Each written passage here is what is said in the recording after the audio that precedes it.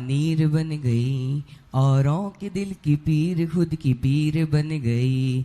जय कुमार से सुधा सागर हुए थे वे अभी, हाल ही में उनकी चर्या महावीर बन गई। हाल ही में उनकी चर्या महावीर बन गई।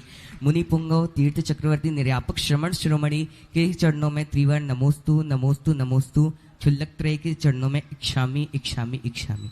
महर्षि, आपने कल के प्रवचन में उपादान और निमित्त के प्रवचन के अंतर्गत आपने एक वाक्य कहा था जिसमें ये कहा हुआ था कि निमित्त पर्याय का निमित्त बनती है।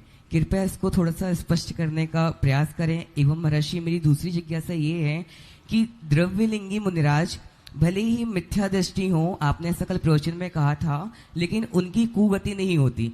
लेकिन पंचम काल में ऐसा देखने में आता है कि कुछ साधु शिथिलाचार्य की ओर बढ़ते जा रहे हैं, तो उनकी क्या अवस्था होगी? कृपया इसका भी समाधान करना। पहली पर्याय की निमित्त बनती है। जैसे व्यक्ति का चारित्र मोहिनी कर्म का क्षयोपशम बढ़ता है। अवधियान सर्वार सिद्धि में पूजवर पूजपाल स्वामी महाराज ने लिखा, हीयमान और वर्धमान सम्यक दर्शन के संबंध, हीयमान और वर्धमान अवधि ज्ञान के संबंध। जैसे जैसे सम्यक दर्शन की विशुद्धि बढ़ती है, अवधि ज्ञान का क्षयोपशम बढ़ता है। जैसे जैसे सम्यक दर्शन की विशुद्धि घटती है, वैसे वैसे अवधि ज्ञान हीयमान होता हुआ बहुत जघन रूप हो जाता है। अपने ही उनके पर्याय जितनी निकलती हैं, एक पर्याय बन जाने पर दूसरी पर्याय के उदीर्णा हो जाती। कर्मों में यदि एक कर्म की उदीर्णा आ जाए तो उसके बाद दूसरे कर्म की उदीर्णा अपने आप हो जाती।